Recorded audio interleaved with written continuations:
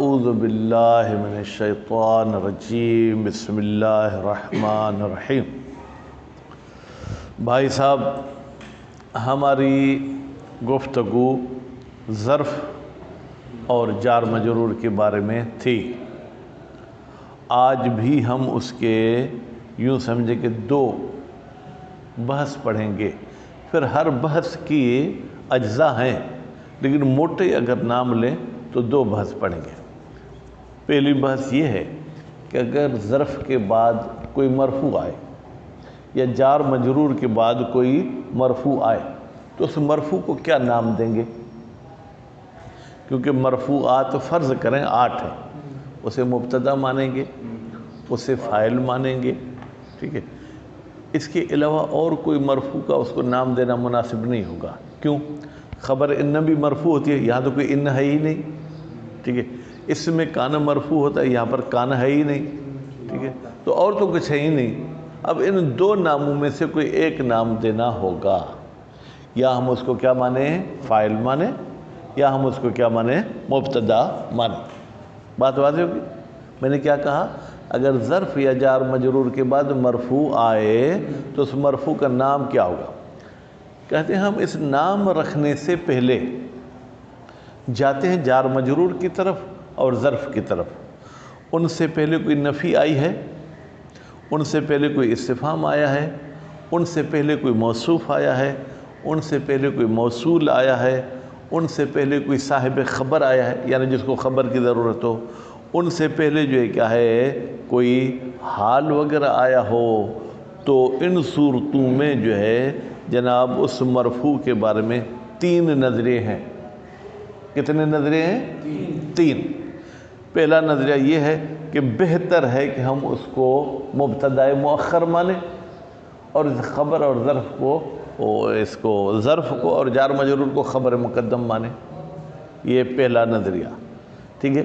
مزید پھر ادلے وغیرہ عبارت میں پڑھیں گے۔ دوسرا نظریہ یہ ہے کہ بہتر ہے کہ ہم اس کو فاعل مانیں۔ کیا مانیں؟ کس کا فاعل مانو گے؟ کہتے ہیں کہ ظرف اور جار مجرور جو ہے کیا ہے گویا کہ وہ فعل کی طرح ہیں، ٹھیک ہے، تو اس کا فاعل مانیں گے۔ یہ دوسرا نظریہ۔ تیسرا نظریہ یہ ہے کہ جناب واجب ہے کہ اس کو فاعل مانیں۔ دوسرے اور تیسرے نظریے میں کیا فرق ہے؟ دوسرے نظریے والے نے کہا بہتر ہے کہ فاعل مانیں، جس سے کہتے ہیں احتیاط مستحب۔ اس کا مطلب یہ ہے کہ اگر مبتدا بھی ماننا چاہو تو حرام نہیں ہے، لیکن تیسرے والا کہتا ہے کہ واجب ہے کہ ہم اس کو کیا مانیں؟ فاعل مانیں۔ یہ تو وہ موارد تھے جہاں پر ظرف جار مجرور سے پہلے نفی استفہام فلاں فلاں چیز آئے۔ اگر ظرف سے پہلے جار مجرور سے پہلے یہ چیزیں نہ ہوں تو اس مرفوع کا کیا نام رکھیں گے؟ فرماتے اس صورت میں 2 نظریے ہو گئے ہیں۔ ایک گروپ کہتے ہیں واجب ہے کہ ہم اس کو کیا مانیں؟ مبتدا مانیں۔ دوسرا گروپ کہتے ہیں کہ دونوں وجہیں جائز ہیں، مبتدا ماننا چاہیں تو مبتدا بھی مان سکتے ہیں، خبر ماننا چاہیں تو خبر بھی مان سکتے ہیں۔ بھائی وہ لوگ جو کہتے ہیں کہ آپ اس کو کیا مانیں؟ خبر میں مبتدا فاعل والی بات، وہ لوگ کچھ کہتے ہیں کہ اس کو خبر بھی مان سکتے ہیں۔ بھائی خبر کیسے مانو گے؟ کہتے ہیں کہ اس ظرف کو ہم مبتدا مان لیں گے، اس جار مجرور کو ہم مبتدا مان لیں گے۔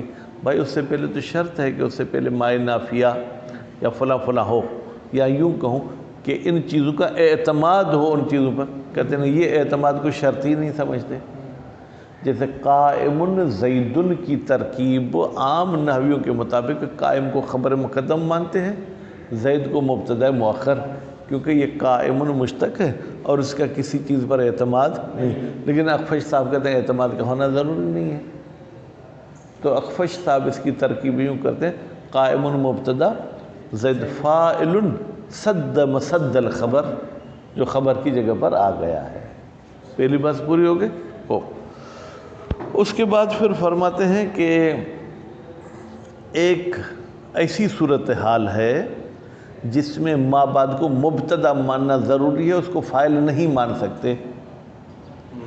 جب ظرف میں یا جار مجرور میں ایک ضمیر ہو جس کا مرجع ما بعد والا اسم ہو.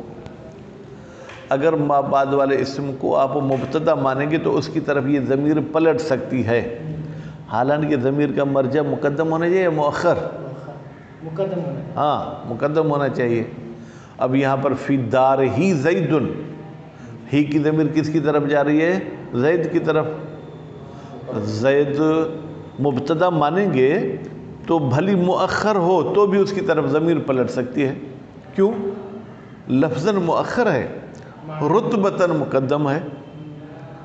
ٹھیک ہے، تو اس صورت میں ضمیر پلٹ سکتی ہے.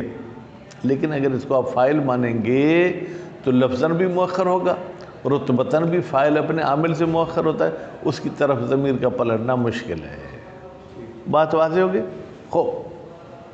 اس کے بعد پھر فرماتے ہیں کہ بھائی صاحب وہ کون سے موارد ہیں جہاں پر ضروری ہے کہ ظرف کا جار مجرور کا تعلق ایک فعل محذوف کے ساتھ ہو.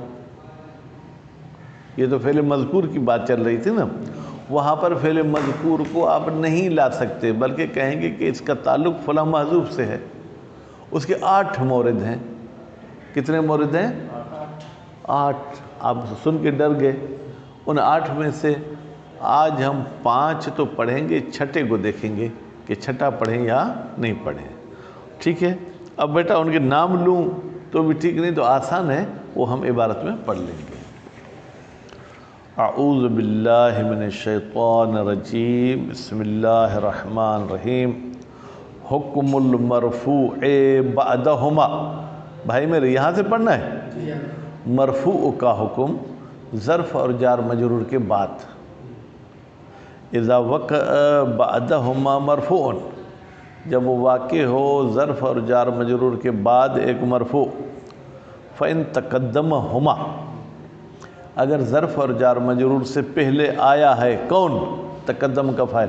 نفی آیا ہے، استفہام ہے، موصوف ہے، موصول ہے، صاحب خبر ہے یا حال. بھائی ہر ایک کی مثال دیں نہیں تو ذیشان صاحب ناراض ہو جائیں گے. ما فی الدار احد. بیٹا یہاں پر حاجی صاحب نفی کس سے پہلے آئی ہے؟ ہاں ٹھیک ہے.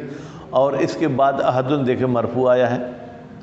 وَأَفِ الدَّارِ زَيْدٌ، یہاں پر جو ہے کیا ہے؟ جار مجرور سے پہلے کیا آیا ہے؟ احسنتم. وَمَرَرْتُ بِرَجُلٍ مَعَهُ سَكَرٌ، یہاں پر شاہد مثال تو سکر میں ہے. سکر مرفوع آیا ہے. کس کے بعد مرفوع آیا ہے؟ ہاں صفت کے بعد. ہاں اب یہ آپ کا ذہن ابھی اس کا جواب نہیں دے گا. آپ بتائیں. صفت کے بعد آیا ہے. کیوں؟ جب ظرف نکرے کے بعد واقع ہو تو ظرف کیا ہوتا ہے؟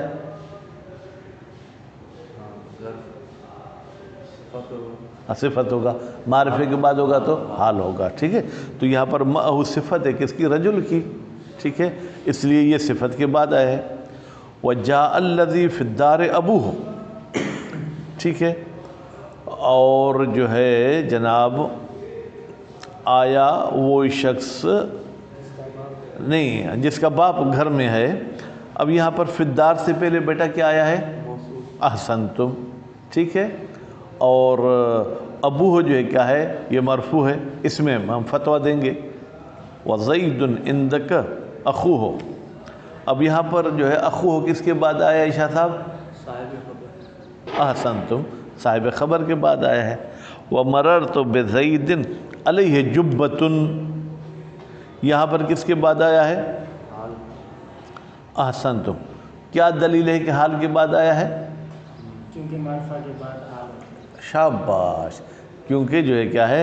زید معرفہ ہے، اس کے بعد جار مجرور ہے تو اس کو ہم حال کہیں گے. ایسے جواب دو نا تو پورا دن خوشی سے گزرے گا.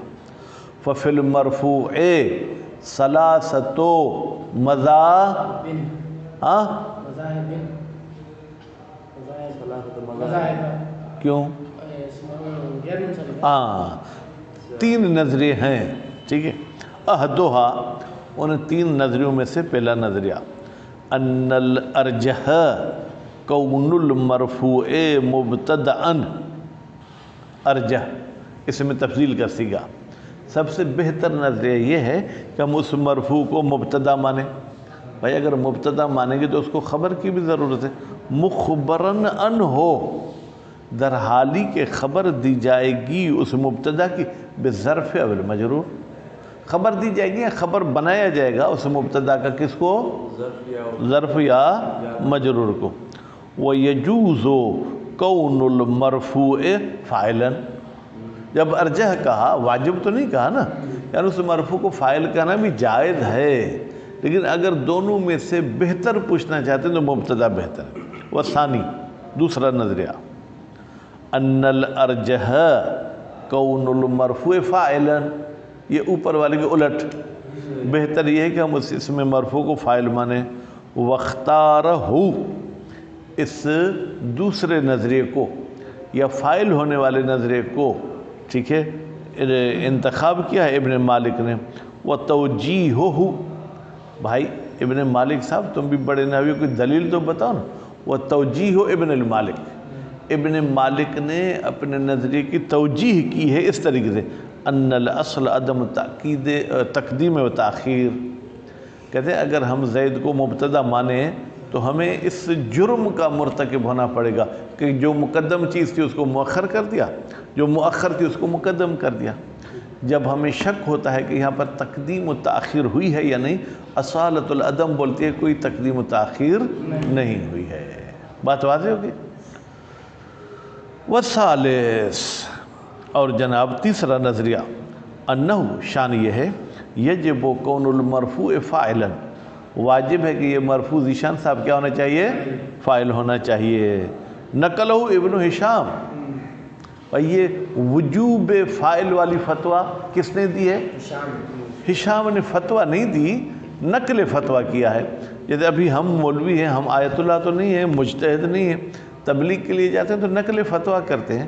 ہشام صاحب نے یہ بات نقل کی ہے ان الاکثرین، اکثر نحویوں سے۔ وَحَيْثُ عُرِبَ فَاعِلًا، ابھی مصنف اپنا نظریہ نہیں بتا رہا، ان نظریوں پر بحث کر رہے ہیں۔ کہتے ہیں جب عُرِبَ المرفوع فاعلا، اس مرفوع کو اعراب فاعل کے عنوان سے دیا جائے تو اس کا عامل کون ہوگا؟ فَهَلْ عَامِلُ الْمَرْفُوع، تو کیا اس مرفوع کا عامل، یا یوں کہیں حل عامل الفاعل، اس فاعل کا عامل الفعل المحذوف ہو، ایک فعل ہے جو محذوف ہوگا۔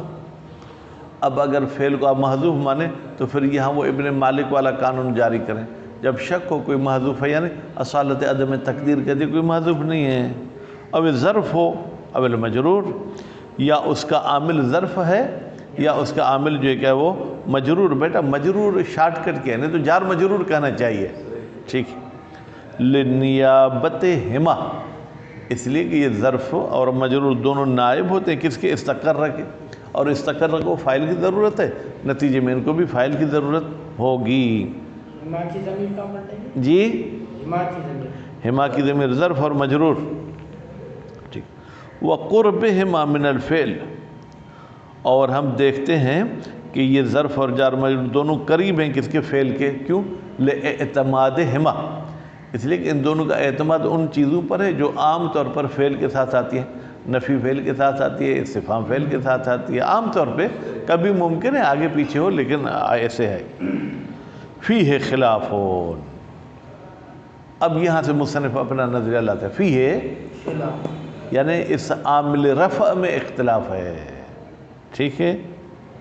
والمذہب المختار، یہ مصنف کی فتویٰ، کہتے وہ نظریہ کہ جس کو میں نے انتخاب کیا ہے، الثانی، وہ دوسرا نظریہ ہے، وہ تین نظریوں میں سے دوسرا نظریہ نہیں، عامل ہونے میں جو دوسرا نظریہ تھا، دوسرا نظریہ یہ تھا کہ فعل محذوف عمل نہیں کر رہا بلکہ خود ظرف اور جار مجرور عمل کر رہا ہے۔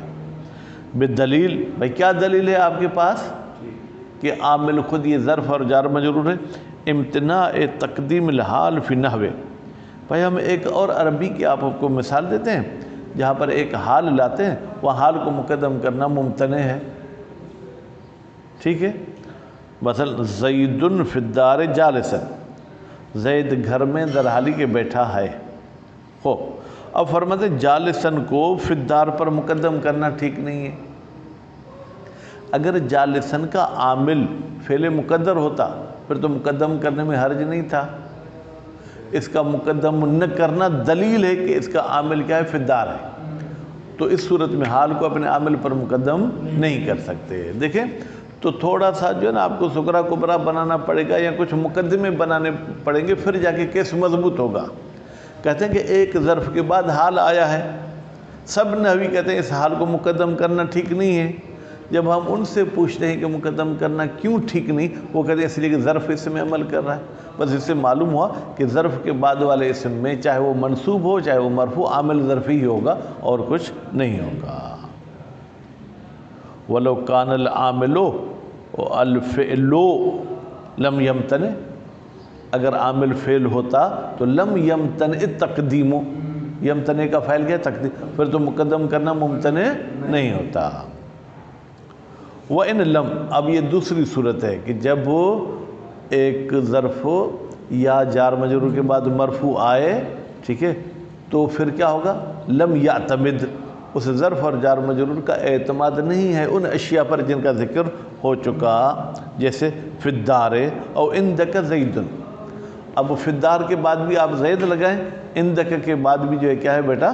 زید لگائیں. اب دیکھیں فی الدار سے پہلے کوئی چیز نہیں ہے.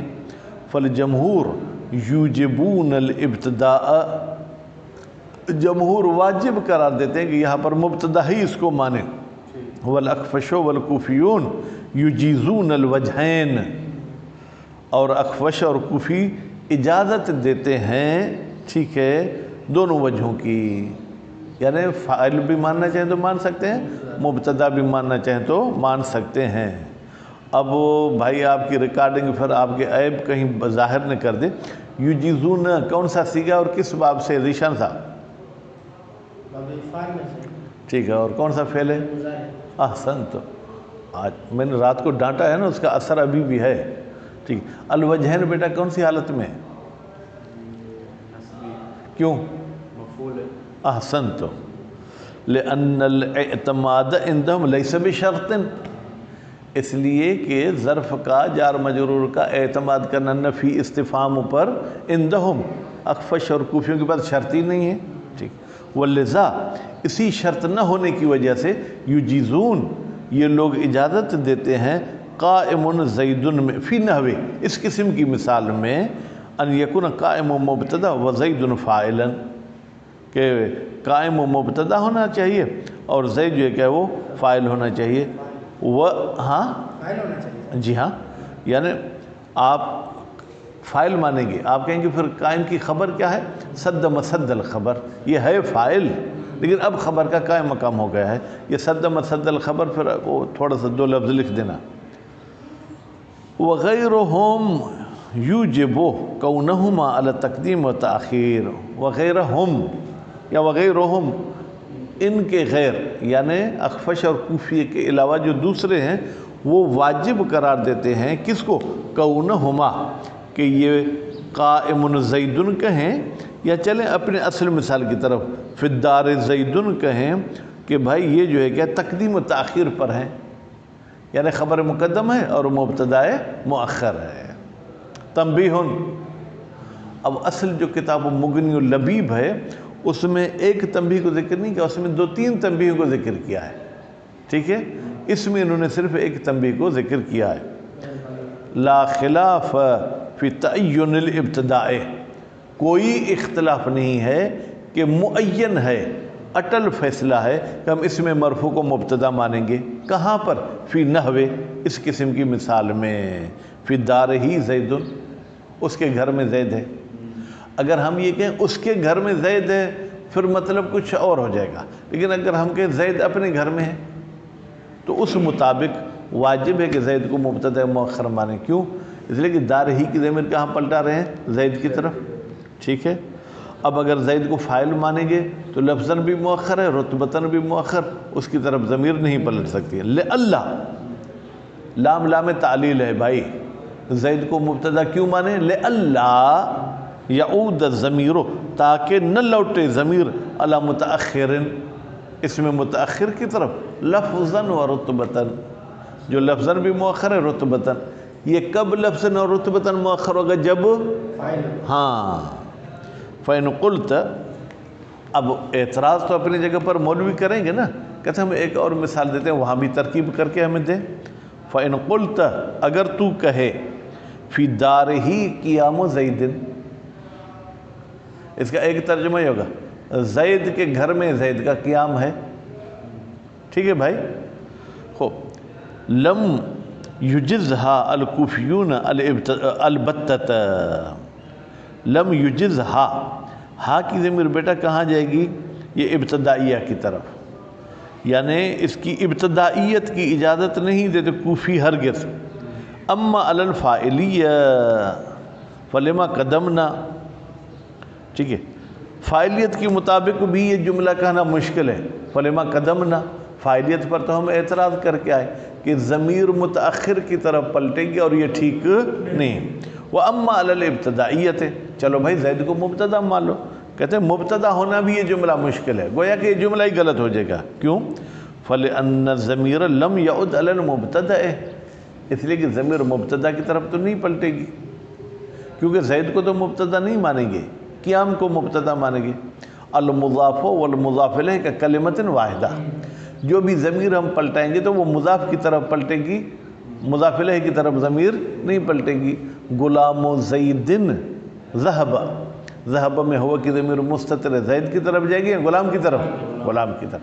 اب اگر یہ ضمیر قیام کی طرف پلٹے تو معنی بھی خراب ہو جاتی ہے، یعنی زید کے گھر میں قیام ہے. ٹھیک ہے، کیا کیا یہ بھی ٹھیک نہیں ہے.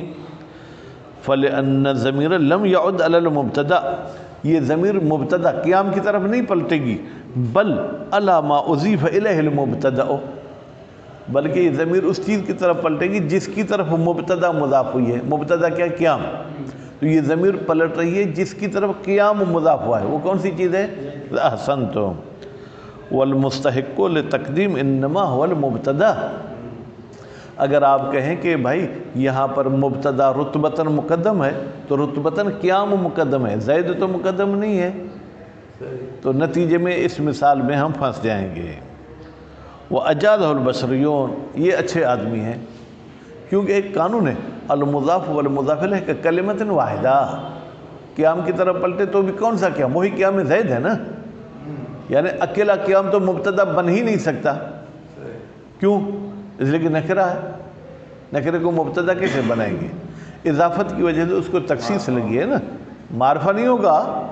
ہاں ٹھیک ہے، یا معرفہ بھی کہہ سکتے ہیں، معرفہ بھی کہہ سکتے ہیں. ٹھیک ہے. الا ان یکون المرفوع مبتدأ، انہوں نے اجازت دی ہے کہ یہ مرفوع کیا ہوگا بیٹا؟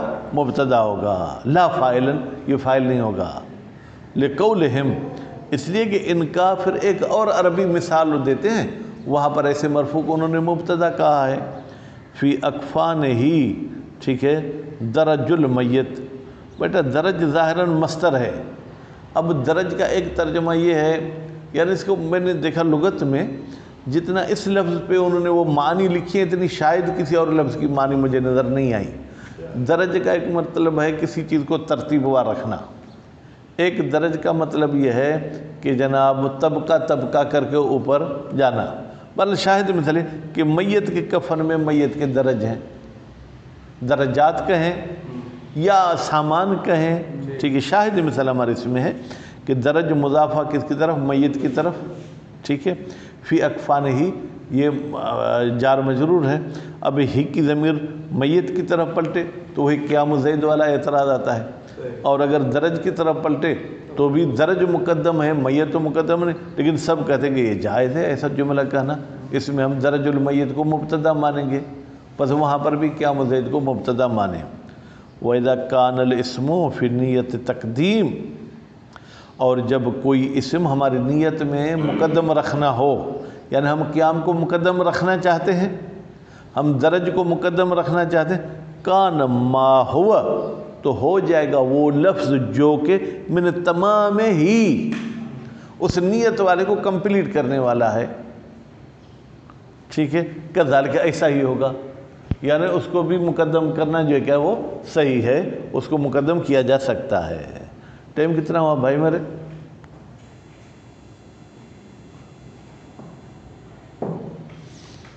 ہو گیا.